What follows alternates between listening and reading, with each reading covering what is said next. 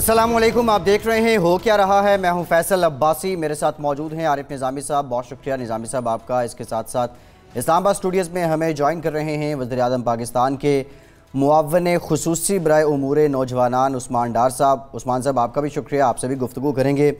نظامی صاحب، آج مولانا فضل الرحمان صاحب کی ملاقات ہوئی نواز شریف صاحب سے، اور انہوں نے کہا کہ اس کے بعد زرداری صاحب سے بھی ملاقات کروں گا۔ اس سارے ماحول میں ایک جانب مہنگائی، معیشت کی بدحالی کا شور، پھر احتساب کی لہر، یہ ملاقات کتنی اہم ہے؟ دیکھیں 2 گھنٹے ملاقات ہوئی ہے تو ظاہر ہے کہ صحت پہ خالی بات نہیں ہوئی، سیاسی امور وہ کہتے ہیں مہنگائی پہ بڑی بات ہوئی ہے۔ مولانا فضل الرحمان کا اصل میں مسئلہ یہ ہے کہ وہ اسمبلیوں سے باہر ہیں، وہ اس سسٹم کو چٹ پٹ جتنی جلدی ہو جائے ان کو، اور انہوں نے یہ بھی کہا ہے کہ جعلی وزیر اعظم ہے اور خلائی وزیر اعظم ہے۔ تو یہ عثمان صاحب سے پوچھنے قائد صاحب سے، یہ مولانا فضل الرحمان نے ایک اور بڑی دلچسپ بات کہی ہے کہ ملک میں ایسے لوگوں کے حوالے کر دیا گیا ہے جو پاکستان کے نظریے کو نہیں جانتے، پاکستان کے حالات سے واقفیت نہیں رکھتے اور معیشت سے بھی ناواقف ہیں۔ تو یہ آپ کیا سمجھتے ہیں کہ مولانا فضل الرحمان کا نظریہ وہی ہے جو پاکستان کا ہے؟ دیکھیں نظامی صاحب، پہلے تو میں سمجھتا ہوں کہ مولانا فضل الرحمان صاحب کا جو اب سیاسی ایک باب ہے وہ کلوز ہو چکا ہے، اور وہ آپ نے دیکھا جس طرح پچھلے الیکشن میں 2 سیٹوں پہ وہ کھڑے ہوئے تھے، اور ایک ایسی سیٹ سے ان کے اپنے حلقے کے عوام نے انہیں رد کر دیا۔ جب ان کے والد اس سیٹ سے کنٹیسٹ کرتے تھے تو ذوالفقار علی بھٹو کو انہوں نے شکست دی تھی اس حلقے سے، اتنے وہ وہاں اثر رکھتے تھے۔ اور اب جب وہ دونوں حلقوں سے الیکشن ہار گئے ہیں تو میں سمجھتا ہوں کہ وہ کیا آ کر رائیونڈ میں یا میاں صاحب کو اگلا سیاسی لائحہ عمل دے سکتے ہیں جو شخص اپنے ہوم گراؤنڈ میں رد کر دیا گیا عوام سے۔ اور جہاں تک نظریے کی بات ہے، پوری قوم جانتی ہے کہ فضل الرحمان صاحب کا نظریہ کیا رہا ہے، اور آپ نے جیسے کہا ہے کہ اب وہ پارلیمنٹ سے باہر ہیں، اور ان کی کوشش یہی ہوگی کہ کسی طریقے بھی یہ نظام لپیٹا جائے تاکہ اگر میں نہیں پارلیمنٹ میں تو یہ پارلیمنٹ بھی نہیں چلنی چاہیے۔ جہاں تک دیکھیں نظریے کی بات ہے، پرائم منسٹر نے ریاست مدینہ کا جو تصور میڈیا کے سامنے، قوم کے سامنے رکھا ہے، اور اس کی طرف ہم گامزن ہیں۔ اکانومی کی جہاں تک بات ہے، آپ ماضی میں بھی دیکھ سکتے ہیں پیپلز پارٹی کے پہلے 9 ماہ میں کس قدر مہنگائی ہوئی، 2008 کے اگر آپ سٹیٹسٹکس دیکھ لیں، 13 میں دیکھ لیں۔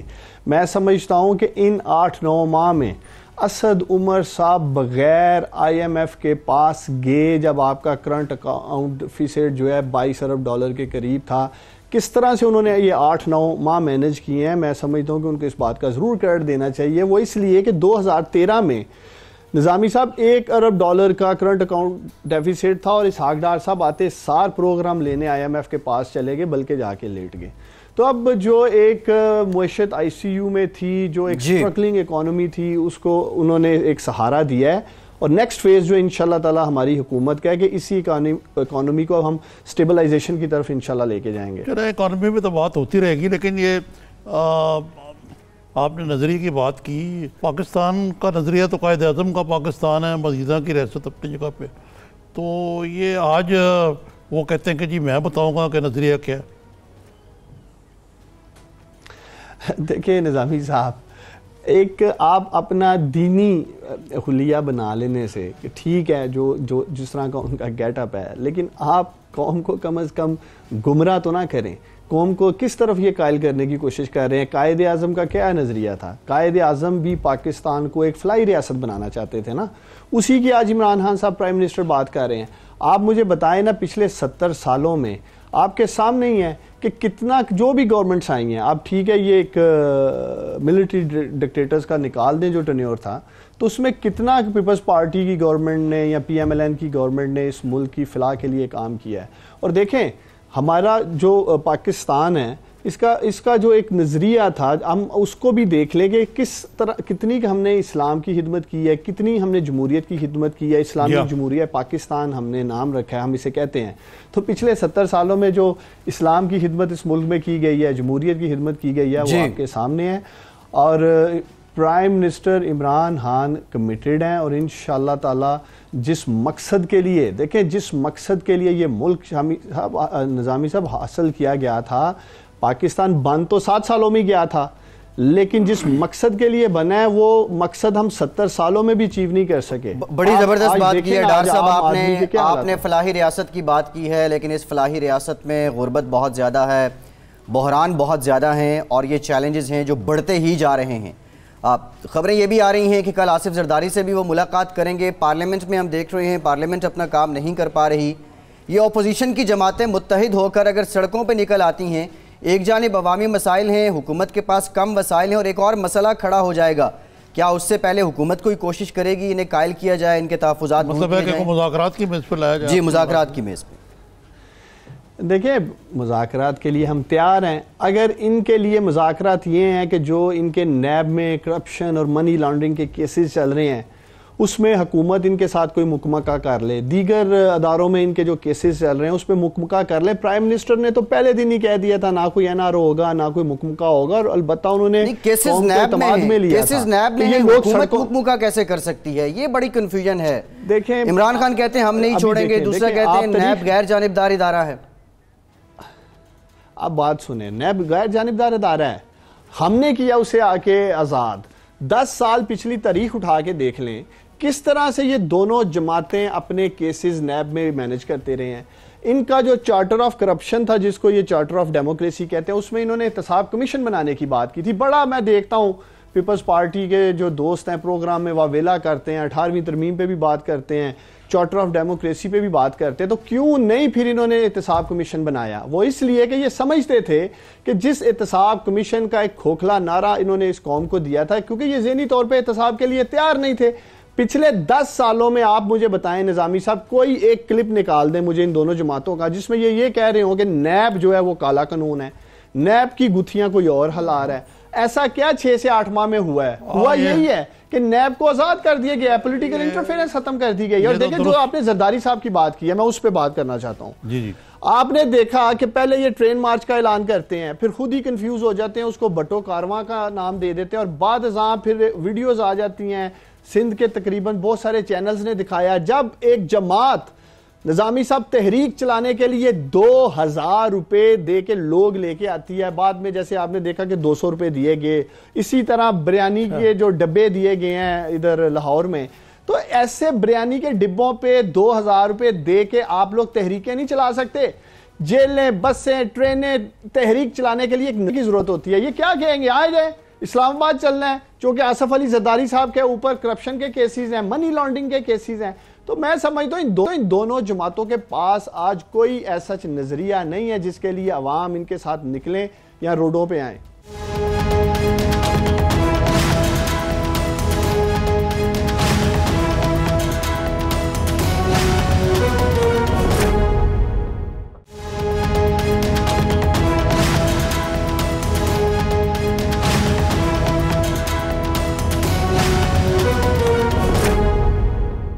دیکھیں نا جو حالات ہیں اس وقت بھی زمینی وہ بھی متقاضی ہے کہ کچھ نہ کچھ ٹیمپریچر نیچے لے کے آنا چاہیے, کیونکہ اقتصادی حالات بھی اچھے نہیں ہیں.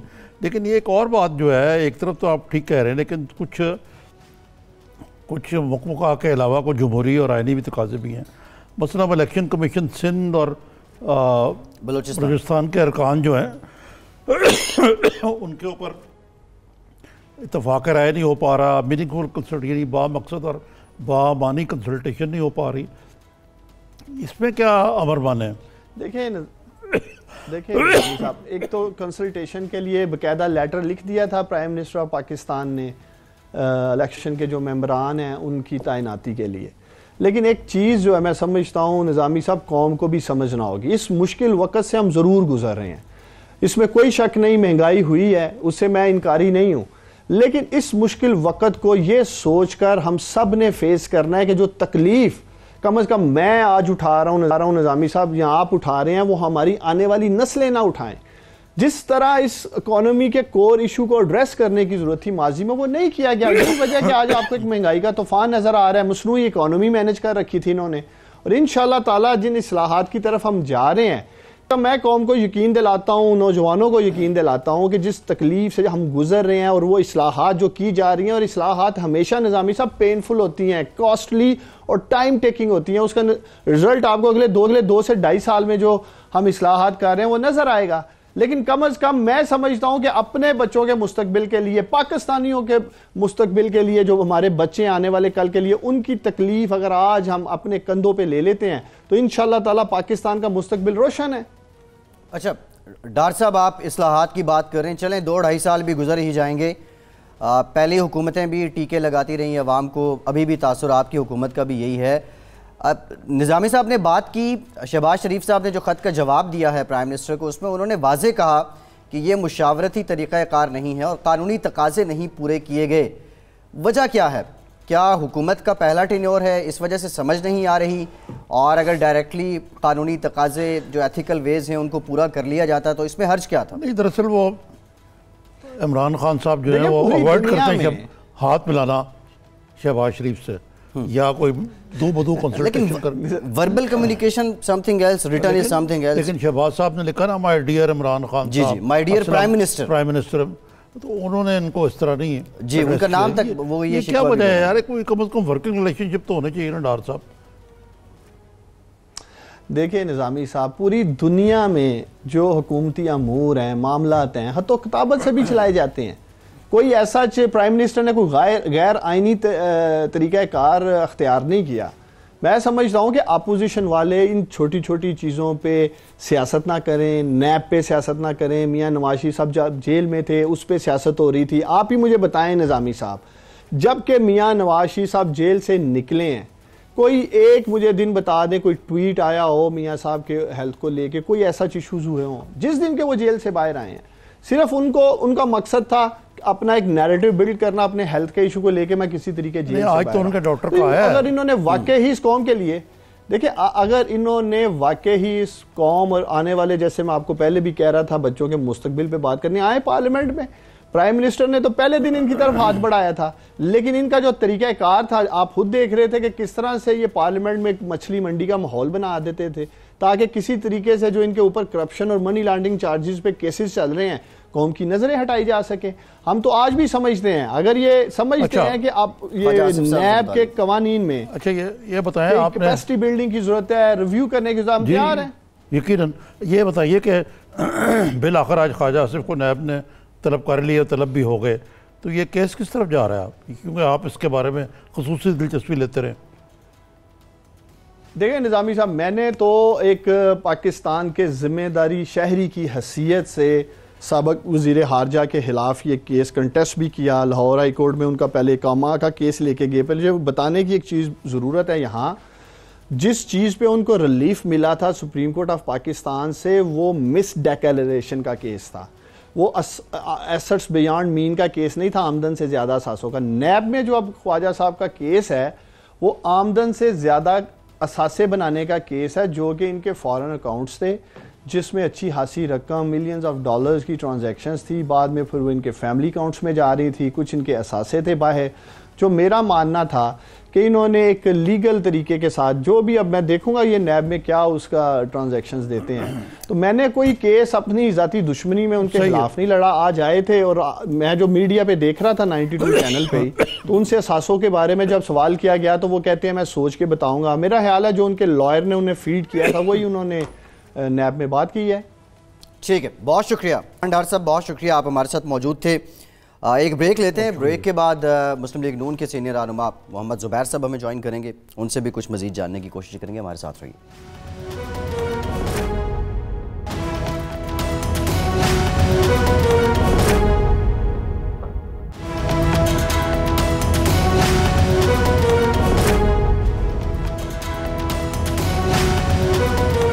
بریک کے بعد ایک بار پھر سے آپ کو خوش آمدید کہتے ہیں. مسلم لیگ نون کے سینئر رہنما اور سابق گورنر سندھ محمد زبیر صاحب نے بھی ہمیں جوائن کیا ہے. بہت شکریہ زبیر صاحب آپ کا. نظامی صاحب, جو اس وقت حالات ہیں اور فضل الرحمان صاحب کی ملاقات نواز شریف صاحب سے, زبیر صاحب کچھ ہمیں ویسے بتا سکتے ہیں کہ پس پردہ سیاسی طور پہ بات کیا ہوئی ہے؟ زبیر صاحب السلام علیکم. یہ بتائیے کہ آج فواد چودھری صاحب نے کہا کہ 2008 سے تک تو اتنا قرضہ ہوا اور بعد میں پیپلز پارٹی اور انہوں نے اس سے کئی گنا زیادہ قرضہ چڑھایا اور وہ اس کا اماؤنٹ بھی دیا انہیں, شاید 60 ارب ڈالر, اور یہ میاں نواز شریف و آصف زرداری نے آپس میں بانٹ لیا. تو یہ اگرچہ اس کا جواب بھی آیا ہے موریم اورنگزیب صاحب کی طرف سے, وہ کہتے ہیں کہ روز کا یہاں اتنا کتنا 20 ارب روپے روز کا بلیڈنگ 7 ارب روپے میرے خیال 7 ارب روپے بتا رہی ہیں. یہ کیا یہ سارا اعداد و شمار کا گورکھ دھندا ہے یا واقعی یہ سارا کچھ کھا پی گئے دونوں پارٹیاں؟ میرا خیال ہے فواد چودھری صاحب جو ہے نا وہ سب سے تمام ہی منسٹرز فیصل واٹا ایک طرف جو باتیں کر رہے ہیں اور شاہ محمود قریشی صاحب جنگ کا اشارہ کر رہے ہیں. فواد چودھری صاحب جو ہیں وہ سب سے کیا کہنا چاہیے، مجھے الفاظ استعمال کرتے ہوئے بھی عجیب سا لگ رہا ہے، ایک ڈھیٹ نہیں ہوتے، ان کو بار بار ریمائنڈ کرواتے ہیں جب وہ انٹریکشن کرتے ہیں سامنے بیٹھ کے اور وہ پھر چیلنج نہیں کرتے ہیں. اسٹیٹ بینک کی ہم کہتے ہیں کہ اسٹیٹ بینک آپ کے نیچے، آج اسٹیٹ بینک کی اپنی رپورٹس پڑھ لیں اور اس کے حساب سے آپ دیکھ لیں کہ پچھلے 7-8 مہینے میں جو قرضہ لیا گیا ہے وہ اسٹیٹ بینک کے حساب سے 3,300 ارب ہے، جو پاکستان کی تاریخ کا سب سے تیز ترین قرضے کی بلٹ اپ ہے. اور نظامی صاحب آسان بنانے کے لیے آپ کے لیے اور ناظرین کے لیے، آپ کو پتا ہے کہ عمران خان اور فواد چودھری وغیرہ پچھلے کتنے سالوں سے کہتے تھے کہ جب پہلے 60 سال میں جو قرضہ تھا پاکستان کے اوپر وہ 6,000 ارب تھا، یہ آپ کو یاد ہے. اور اس کے بعد پیپلز پارٹی نے اس کو 6,000 ارب سے لے کے 13,000 ارب تک. اب پہلے 60 سال میں 6,000 ارب according to Imran Khan, according to P T I, اور according to State Bank of Pakistan 3,300 ارب، یعنی کہ وہ پہلے 60 سال میں جتنا پاکستان نے قرضہ لیا تھا اس سے 50% زیادہ قرضہ پی ٹی آئی کی حکومت 7 مہینے میں لے چکی ہے. اور میں نے یہ چیلنج کیا ہے کہ فلور آف دی ہاؤس میں فائنانس منسٹر کھڑے ہو کے یہ کہہ دیں، صرف یہ کہہ دیں کہ پی ٹی آئی کے 5 سال کا جو پلان ہے اس میں قرضے جو ہیں وہ پی ایم ایل این کے 5 سال سے ہم کم لیں گے، صرف یہ کہہ دیں. He will never say that، کیونکہ ان کو پتا ہے ان کا جو پلان ہے اس میں 3 سال میں وہ اتنے قرضے لیں گے جتنے پی ایم ایل این نے 5 سال میں لیے تھے. یہ سمپل ہے کہ جتنا آپ کا ڈیفیسٹ ہوگا، جس طرح اس سال پچھلے سال کے مقابلے میں ڈیفیسٹ زیادہ ہے تو آپ قرضے اسی کے حساب سے لیں گے گیپ فل اپ کرنے کے لیے. تو یہ اب فواد چودھری صاحب کو کس طرح سے سمجھایا جائے، یہ تو بڑا مشکل ہے. اچھا، یہ فیصل واٹا صاحب تو کہتے ہیں کہ اتنی نوکریاں ہوں گی، اور چند ہفتوں کی بات ہے کہ اور اتنی یہاں فراوانی ہوگی دولت کی اور روزگار بھی سب کو مل جائے گا اور دودھ کی نہریں بہنے لگیں گی، اور ایسا نہ ہوا تو میرے تکہ بوٹی کر دیں. یہ اتنا آپٹیمزم جو ہے یہ ایک طرف تو وہ ہے، ایک طرف آپ کا پیسمزم ہے، تو لوگ کہاں جائیں، کیا کس طرف جا رہا ہے ملک؟ صرف میرا پیسمزم نہیں ہے. فائنانس منسٹر نے کل ایک بڑا کمپریہنسو تقریر کی اور انہوں نے بتایا کہ اگلے 1.5 سال میں جا کے آفٹر 1.5 سال مشکلات آسان ہونی شروع ہوں. وہ بھی کمٹ نہیں کر رہے ہیں. ورلڈ بینک کی ایک رپورٹ ہے، ایشین ڈیولپمنٹ بینک کی رپورٹ ہے، اسٹیٹ بینک کی رپورٹ ہے، ان سب میں اکانومی فردر نیچے جائے گی. 2.7% گروتھ ہے نیکسٹ ایئر کی. اب مجھے یہ بتائیں کہ ایک سینئر کیبنٹ منسٹر جو بہت پرومیننٹ ہیں، one of the more prominent ones, اگر ایسی بات کرتے ہیں تو اس کیبنٹ کا آپ سیریسنس، اس حکومت کی کریڈیبلٹی، اس کا اندازہ کر لیں. میں آپ کو یقین کے ساتھ کہتا ہوں کوئی اور ملک ہوتا اس وقت فیصل واٹا کو فائر کر چکا ہوتا. اتنی نن سیریسنس. جاب کریشنز ایسے ہوتی ہیں کہ 2 سے 4 ہفتے میں اتنی جاب کریٹ ہو جائیں گی کہ کم پڑ جائیں گے لوگ، کم پڑ جائیں گے، نوکریاں زیادہ ہوں گی. مطلب ایک پروسیس ہوتا ہے. جب آپ 7% پر گرو کرتے ہیں، 7% پر گرو کرتے ہیں، بڑا سمپل سا اکنامک اصول ہے وتھ پاکستان پاپولیشن گروتھ، تو جتنے لوگ جاب مارکیٹ میں آتے ہیں ان کو جاب مل سکتی ہے اگر آپ 7% پر گرو کریں. ابھی آپ گرو کر رہے ہیں 3.5% پر اور وہ کہہ رہے ہیں کہ اگلے 2 سے 4 ہفتے میں. تو پہلی بات تو یہ ہے کہ میں ان کی وہ پہلے والی باتوں کو بلیو کروں یا آج کی باتوں کو. انہوں نے مینیفیسٹو لانچ کیا تھا جولائی 9، 2018، 2-2.5 ہفتے پہلے الیکشن سے. اس وقت تو یہ 3.5% گروتھ نہیں کہہ رہے تھے جو اب کہہ رہے ہیں. اس وقت تو یہ 1 کروڑ نوکریوں کی بات کر رہے تھے جس میں 20 لاکھ نوکریاں اس سال ہونی تھی، جس 20 لاکھ تو چھوڑیں، 6 لاکھ سے زیادہ جاب لاسز اس سال ہو چکے ہیں. اور وہ بڑا سمپل ہے. اگین ظاہر ہے آپ کی مہنگائی اوپر اتنی گئی ہے اور گروتھ نیچے آئی ہے تو جاب لاسز ہی ہوں گے، اور اس سے ہمیں کہیں اور جانے کی ضرورت نہیں. نظامی صاحب آپ اپنے ارد گرد میڈیا انڈسٹری کو دیکھ لیں کہ کیا حال ہے. اچھا یہ بتائیے, میں ان کی ایک بات بھی بلیو نہیں کرتا.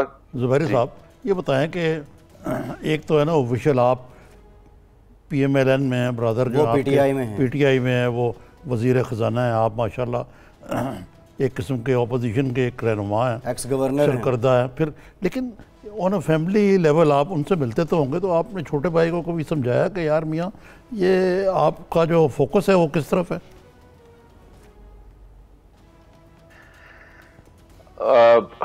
میں بہت سی چیزیں شیئر نہیں کر سکتا, لیکن ظاہر سی بات ہے جو آپ کی پرائیویٹ میں باتیں ہوتی ہیں وہ اچھی بات نہیں ہوتی کہ آپ باہر جا کے شیئر کریں, کیونکہ ان کی بھی مشکلات ہوتی ہیں.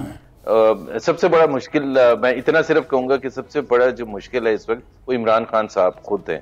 اور عمران خان جو پہلے باتیں کرتے تھے اور بغیر پوچھے ہوئے کسی سے کمٹمنٹس کرتے تھے, مثال کے طور پر انہوں نے وہ جو $200 بلین کا پلان دیا تھا کہ جب وہ 200 بلین میں اللہ کو گواہ حاضر ناظر جان کے کہتا ہوں کہ میں لے کے آؤں گا اور اس سے پاکستان میں ٹیکسز ختم ہو جائیں گے 10 سال تک, وہ اسد عمر نے نہیں کہا تھا. ان کو اسد عمر کو شدید اختلاف تھا.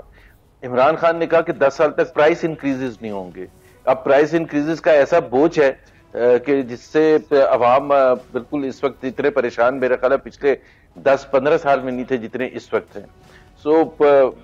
ایک تو وہ ظاہر ہے خود اپنا سمجھتے ہیں اور ان کی اپنی اکنامک پالیسیز ہیں, لیکن سب سے بڑا پرابلم پی ٹی آئی میں عمران خان ہے. نہیں, آپ نے کہا کہ آپ کو یقین نہیں ہے, بھائی کی بات پہ یقین نہیں ہے یا پھر پی ٹی آئی کی لیڈرشپ سے یہ تو اختلاف ہے؟ حضرت عمر صاحب نے خود کہا نا کہ آئی سی یو سے نکل آئی ہے.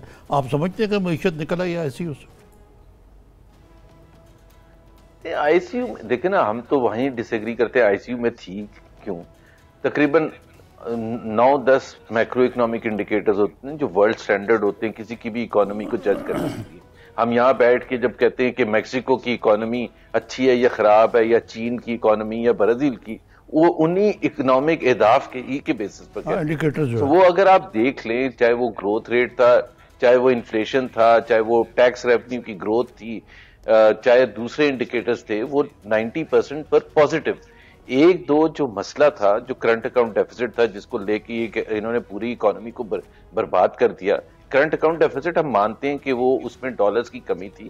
اور نظامی صاحب آج اگر آپ مجھے آدھا منٹ دیں تو میں آپ کو یہ بتا دوں کہ وہ جو $18 بلین کا گیپ تھا, اور وہ بالکل گیپ تھا کرنٹ اکاؤنٹ ڈیفیسٹ میں, اس کی بنیادی وجہ یہ تھی کہ جو پلانٹ اینڈ مشینری, اور وہ بھی پرائمریلی بجلی کے کارخانوں کے لیے آنی تھی, وہ تقریباً $8 سے $9 بلین کی تھی.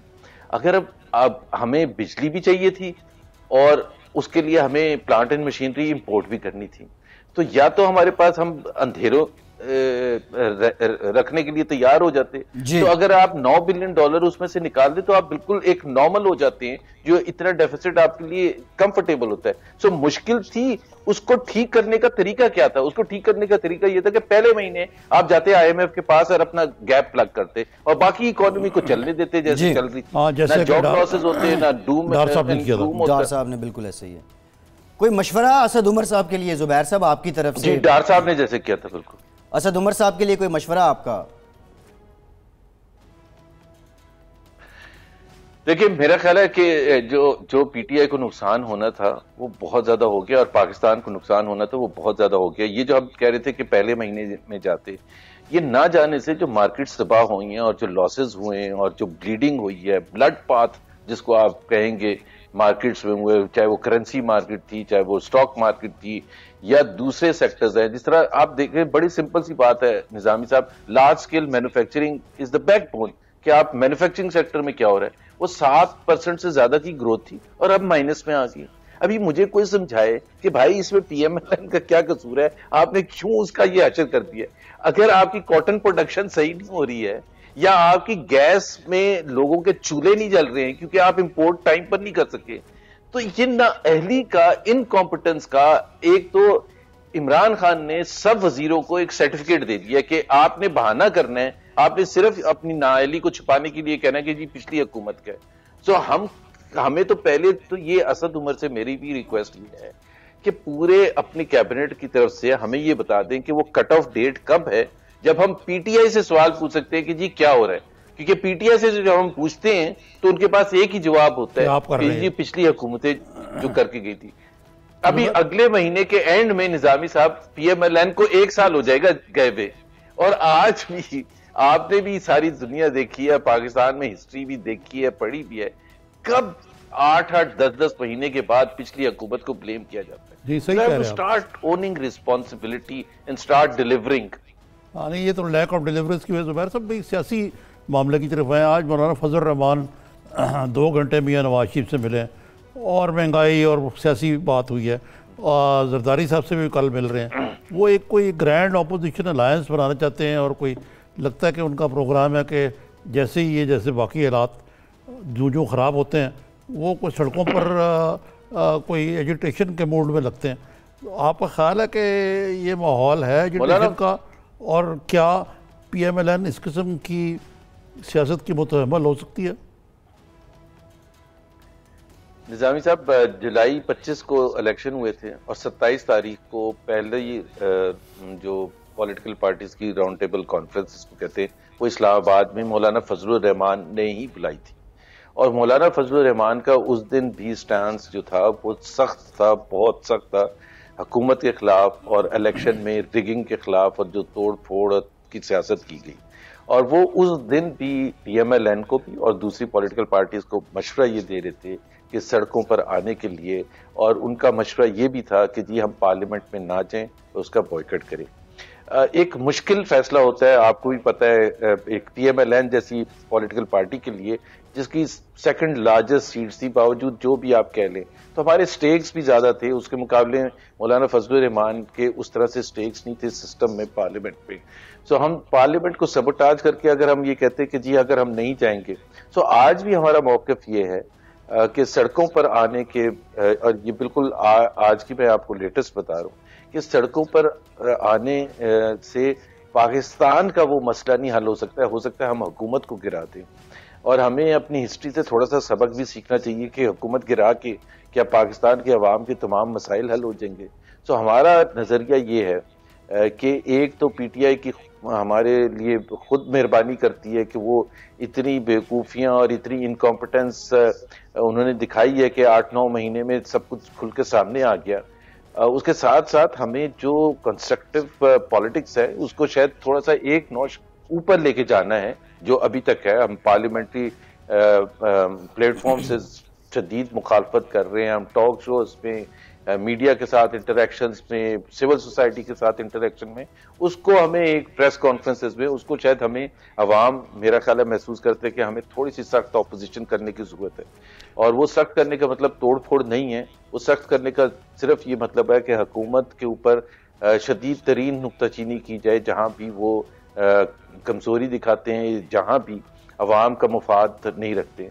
اور ہم سمجھتے ہیں کہ اسی کے تھرو چینج ممکن اگر ہوتا ہے تو وہ زیادہ اچھا ہوگا. تو محمد زبیر صاحب, اگر میں صحیح سمجھوں آپ کی بات, تو PMLN جو ہے وہ سمجھتی ہے کہ پارلیمنٹ کے اندر جد و جہد کی جائے, سڑکوں پہ ری اسٹیبلائز کرنے کو گورنمنٹ کا, it will be throwing the baby with the bathwater, یعنی کہ اس کا نقصان پاکستان کو زیادہ ہوگا, اس لیے محض حکومت کا مسئلہ نہیں, یہ اسٹیٹ کا مسئلہ. کیا ہے میں آپ کا موقف درست سمجھ رہا ہوں؟ یہ بالکل سپاٹ آن ہے کہ, اور سب سے بڑی بات ہمیں معیشت کی بدحالی کو بھولنا نہیں چاہیے. تو یہ مسئلہ عمران خان کا نہیں ہے, پاکستان کے عوام کا ہے. آج اگر آپ موومنٹ کوئی کریں گے تو معیشت اور زیادہ برباد ہوگی, اور پاکستان کے عوام کے لیے اور زیادہ مسائل پیدا ہوں گے, اور اس سے کس قسم کا چینج آئے گا یہ بھی ایک بڑا ایک کوسچن مارک ہوگا. ظاہر سی بات ہے, یہ تو نہیں ہو سکتا کہ ہم سڑکوں پر آئے اور عمران خان نے اسی وقت آ کے ریزائن کر کے اور نئے الیکشن کا اعلان کر دیا. ایسا تو نہیں ہوگا. وہ بھی ظاہر ہے اپنی پوری کوشش کریں گے کہ جمے رہیں وہ, اور اس میں جو سیاست ہوگی. اور دوسری بات یہ نظامی صاحب, ہمارے جو لیڈرشپ ہے اور بہت سے لوگ ہیں, خود میاں نواز شریف ہیں, ان کے لیگل ابھی ایشوز چل رہے ہیں, اور وہ لیگل ایشوز ہماری پریورٹی ہے کہ جی میاں نواز شریف کے, شہباز شریف کے, دوسری لیڈرشپ کے جو لیگل ایشوز ہیں وہ ریزالو ہوں ان این انوائرمنٹ کے, جو ہم بالکل لیگل طریقے سے کورٹ کچہری کے تھرو اپنے مسائل کو حل کریں.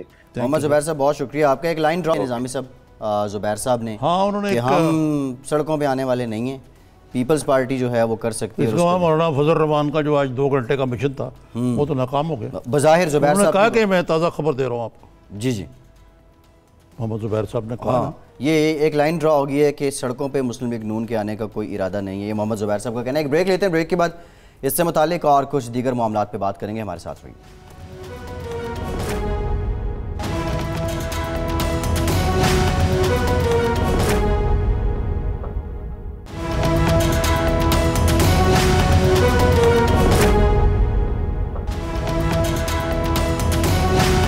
بریک کے بعد ایک بار پھر سے آپ کو خوش آمدید کہتے ہیں. مولانا فضل الرحمان نے آج جب جاتی عمرہ میں ملاقات کی نواز شریف صاحب سے, تو اس کے بعد جو گفتگو کی مولانا صاحب نے, اور بڑا شکوہ بھی انہوں نے کیا اور دوسرے انداز میں دھمکایا بھی میڈیا کو کہ 10 ملین مارچ ہوئے, آپ نے کور نہیں کیا, اور اگر اب کور نہ کیا تو میڈیا کہاں جائے گا. اس بات کا مقصد کیا ہے نظامی صاحب؟ انہوں نے کہا اب سوشل میڈیا جو ہے وہ اس پہ چلے جائیں گے, آپ خود ہی اپنی قبر کھود رہے ہیں. تو میرے تو خیال 10 ملین مارچ کو کور کیا ہے اپنا. نہیں, جتنی مولانا صاحب کی جتنی ڈیمانسٹریشن ہوتی رہی ہے اس کو تو کور کرتے رہے. شاید اس طرح نہیں کیا جس طرح بلاول کی ٹرین مارچ کو کیا. یہ وہ شکوہ کر سکتے ہیں. ویسے لیکن جی یہ جو کوریج ہے یہ دھمکیوں سے مشروط ہو گئی. اب جتنی زیادہ کو دھمکیاں دیں اتنی زیادہ اس کو کوریج دینی چاہیے. اچھا, سوشل میڈیا ایک طاقت تو ہے, لیکن مولانا صاحب کے پاس کیا اتھارٹی ہے, کیا ہتھیار ہے کہ وہ میڈیا کو یہ تھریٹ کر سکتے ہیں کہ کہاں جائیں گے آپ؟ نہیں, اب ان کو استحقاق تو ہے, ان کو حق حاصل ہے کہ وہ اس وقت اصل میں وہ ایجیٹیشن موڈ میں وہ بے صبر ہیں, مچھلی پانی سے باہر ہے. ہاں, اب پیپلز پارٹی کا مسئلہ یہ ہے کہ وہ دیوار کا لگی ہوئی ہے, وہ کچھ حد تک تھوڑی سی سمپتھائز کرتی ہے مولانا فضل الرحمان سے, لیکن اس حد تک نہیں, کیونکہ جیسے زبیر صاحب نے کہا کہ ان کی حکومت ہے وہاں سندھ میں. ٹھیک ہے جی, پی ایم ایل این کی تو کوئی حکومت, لیکن پی ایم ایل این جیسے کہ آپ کو احساس ہو گیا ہوگا, میرا نہیں خیال کہ وہ کسی ایجیٹیشن موڈ میں. نہیں, انہوں نے بڑا کلیئر کیا, انہوں نے لائن ڈرا کر دی ہے کہ ہم کسی بھی مزاحمت میں تحریک میں نہیں آ رہے ہیں. تو مولانا کا مشن جو ہے وہ یہاں بھی ناکام ہی دکھائی دیتا ہے. یہ ڈومڈ ہے. اصل میں مولانا کی جو سیاست ہے وہ ایک زمانے میں یہ ٹھیک ہے, انہوں نے ذوالفقار علی بھٹو کو اڑایا تھا, جس میں وہ بھٹو صاحب کو ویسے تو ہرانا ہو سیاستدان ہے, لیکن اس وقت اسی زبردست ویو تھی بھٹو کی اور انہوں نے ہرا دیا ان کو, وہ ان کا کریڈٹ ہے, طاقت تھی. لیکن اب سچویشن مولانا فضل الرحمان نے ہرایا تھا, ان کے والد صاحب مفتی محمود صاحب نے. جی جے یو آئی ایف کی طاقت تھی, 2 صوبوں میں ان کی حکومت تھی, کولیشن وتھ نیپ, بعد میں این پی بن گئی, وہ اس وقت نیپ تھی. تو مقصد ہے کہ مولانا کا پھر ایک قربت ہے پیپلز پارٹی کا, بڑی قربت رہی ہے ان کی, اور آپ کو معلوم ہے کشمیر کمیٹی کے بھی وہ سربراہ رہے ہیں, تو ان کا ایک نہیں, لیکن والد صاحب کے نظریے سے تو اختلاف تھا نا. والد صاحب کی قربت نیب کے ساتھ تھی, ان کی قربت پیپلز پارٹی کے ساتھ ہے. یہ اے این پی کے نہیں, دراصل ہوا کہ وہ ایک الیکشن الائنس تھا, اور ان کا جو بیس ہے, سپورٹ بیس, وہ کے پی اور خیبر پختونخوا میں. اب ہوا یہ کہ نیب کی جگہ اے این پی کی جگہ لے لی ہے. جی لیکن اے این پی کے ساتھ نہیں بنتی نا ان کی. نہیں, ویسے بھی الیکٹرلی اسپیکنگ بننے کا سوال ہے, ان کی جگہ لے لی ہے پی ٹی آئی نے. تو وہ یہ جو اتنے سال وہ اقتدار میں رہے ہیں کہ اب وہ جو اقتدار کی چھاؤں کے بغیر ان کو کچھ کمی سی محسوس ہوتی ہے, کچھ کھویا لگتا ہے مولانا صاحب کو. اچھا, میڈیا سے یاد آیا, آج جو کیبنٹ کی میٹنگ ہوئی ہے, فواد چودھری صاحب نے کہا کہ میڈیا یونیورسٹی کی منظوری دی گئی ہے. میڈیا یونیورسٹیز تو بہت سی ہیں جو میڈیا پڑھا بھی رہی ہیں, ایک اور میڈیا یونیورسٹی بنانا, کیونکہ اس سے پہلے پرائم منسٹر ہاؤس میں بھی ایک یونیورسٹی جو ہے اس کی منظوری بھی دی گئی, اور اب یہ میڈیا یونیورسٹی. لیکن پہلے سے موجود جو میڈیا گریجویٹس ہیں جن کو نوکریوں کے لالے پڑے ہوئے ہیں, ان کو سنبھالا دینا کس کا؟ نہیں, دراصل وہ ہے کہ فواد چودھری صاحب یہ سمجھتے ہیں کہ میڈیا ہمارا جو ہے نا وہ کافی بیکورڈ ہے. جو نیو میڈیا یعنی کہ سوشل میڈیا وغیرہ وہ ہے, یہ ٹی وی, ریڈیو, اخبار تو اذکار رفتہ ہے, فرسودہ ہیں, اور ہمیں بھی شاید ٹریننگ کی ضرورت ہے. لیکن ویسے ایک انفارمیشن منسٹروں کے لیے بھی کوئی ریفریشر کورس ہونا چاہیے. اچھا, نظامی صاحب جو اس وقت حالات چل رہے ہیں معیشت کو لے کے، اسد عمر صاحب نے کل ایک بات کہی ہے کہ اس وقت ملک کی دفاع اور ترقی کے پیسے بھی نہیں ہیں. یہ اتنی ڈی مورلائزیشن وزیر کی جانب سے، پھر ہمارے یہاں کچھ نیشنل سیکیورٹی چیلنجز بھی ہیں، ان حالات میں اس طرح کا بیان سامنے آنا، اس کے پیچھے کیا عوام کے سامنے پاکستانی معیشت کو، پاکستانی خزانے کے حالات کو کھلی کتاب کے طور پہ رکھ دیا ہمارے وزیر صاحب نے؟ نہیں، یہ حقیقت بھی ہے کہ پیسے نہیں ہیں، لیکن میں آپ سے اتفاق کرتا ہوں کہ ایسے وقت میں جب کہ بھارت میں ترن والا بنانے کا جو اس کا خواب ہے وہ شرمندہ تعبیر نہیں ہوا پہلے، جو پچھلے ماہ انہوں نے کوشش کی، اور اب بقول ہمارے وزیر خارجہ، یہ بھی عجیب بات ہے کہ شاہ محمود قریشی صاحب فرماتے ہیں کہ جی وہ فلاں طریقے سے فلاں طریقے کی طرح بھارت ایک اور حملہ کرنے والا ہے اور وہاں ایک دہشت گردی کا ایک سوانگ رچایا جائے گا. بھئی سوال یہ ہے کہ یہ پہلے کہہ رہے ہیں تو اگر خدا نہ خواستہ ایسا ہو گیا تو الزام تو پاکستان پہ آئے گا. تو ایک طرف تو یہ حال ہے، دوسری طرف ہمارے یعنی کیا میسج آئے گا انڈیا کو کہ پاکستان کے پاس تو گولے بارود کے پیسے نہیں ہیں. تو میرا نہیں خیال کہ یہ کوئی اچھا بیان تھا. ٹھیک ہے، ایسے حالات میں جی تھوڑی احتیاط کرنی چاہیے تھی. لیکن یہ بتائیے، یہ بیانوں کی آپ بات کرتے ہیں، یہ فیصل واڈا صاحب یہ کیا باتیں کہی ہیں؟ وہ کون سا جادو کا چراغ ہے، الادین کا چراغ ہے جو رگڑیں گے تیل نکلے گا. دوسرے انہوں نے ایک اور مجھے بڑی محل نظر بات لگتی ہے کہ رزاق داؤد جو ہیں وہ کچھ بھی ہو، الیکٹڈ ہیں یا ان الیکٹڈ ہیں، وہ مشیر صنعت تجارت ہیں اور عمران خان صاحب کی کچن کیبنٹ میں، انر کیبنٹ میں ایک معزز آدمی ہیں. Why do you wash your dirty linen in public? اس سے پہلے شاہ محمود قریشی صاحب جو ہیں وہ جہانگیر ترین کی خبر لے چکے ہوئے ہیں. بھئی اگر وہ پنجاب کا چیف منسٹر نہیں بنے تو اس میں جہانگیر ترین کا کیا قصور ہے مجھے پتہ ہے. ٹھیک، آپ الیکشن ہار گئے وہاں سے صوبے کی سیٹ. لیکن یہ ہمارے سیاستدان جو ہیں یہ کو خدا کا شکر بھی نہیں ادا کرتے یار کہ آپ اس وقت پاکستان کو اتنا معمولی ملک نہیں ہے، نیوکلیر پاور ہے، اس کے آپ وزیر خارجہ ہیں. ٹھیک ہے، ان کو چین نہیں آ رہا. اس کے علاوہ اس وقت وہ اپوزیشن سے بات کرنے کے لیے پی ٹی آئی کے پوائنٹ مین ہے. وہ کہتے ہیں میرا ساؤتھ پنجاب میں بھی اور سندھ میں بھی میری بڑی اثر رسوخ ہے فالوئنگ. تو پھر کیا یار یہ وزیر ایک دوسرے سے کیوں لڑتے رہتے ہیں؟ مجھے یہ نہیں، ایک بہت ہی برا میسج جو ہے. نہیں، لڑائیاں تو نظامی صاحب پہلے بھی ہوتی تھی، پیپلز پارٹی کے وزراء کی بھی، نون لیگ والوں کی بھی، لیکن یہ لڑائیاں کس نوعیت کی ہیں؟ یہ کیا کلاس کی لڑائی ہے؟ کوثر نیازی گروپ، شیخ رشید گروپ، ایک سوشلسٹ ایک رائٹ ونگ، وہ بھٹو صاحب ان کو خود ایک دوسرے کے کرتے، ایک طرف جے رحیم تھے. نہیں تو کیا قیادت ٹھٹھے اڑاتی ہے ان کو لڑا کے؟ نہیں، لیکن یہاں عمران خان نہیں لڑا رہے ان کو، یہ خود لڑی جا رہے ہیں. اچھا، عمران خان نہیں چاہتے کہ ان میں لڑائی ہو، لیکن یہ آپس میں لڑی جا رہے ہیں. میرا اپنا خیال اور پھر ایک کنفیوژن سامنے. اچھا، لیک آف ڈسپلن بھی ہے. فواد چودھری صاحب نے ایک بات اور کی ہے، جو سعودی عرب کا احتساب ماڈل تھا شہزادہ محمد بن سلمان کا، باقی لوگوں کو ہوٹل میں بند کر دینا، تو آج بھی فواد چودھری صاحب نے کہا کہ اگر ہم ان کو جو کرپٹ لوگ ہیں ان کو اگر ہوٹل میں بند کر دیتے تو پیسہ جو ہے وہ ریکور بھی ہو جاتا. نیب کا ایک طریقہ کار ہے، ایک ماڈل وہ ہے، اس کے ذریعے احتساب ہو رہا ہے، ایک ماڈل سعودی عرب کا ہے، باقی بھی ممالک کے اپنے اپنے ماڈلز ہیں.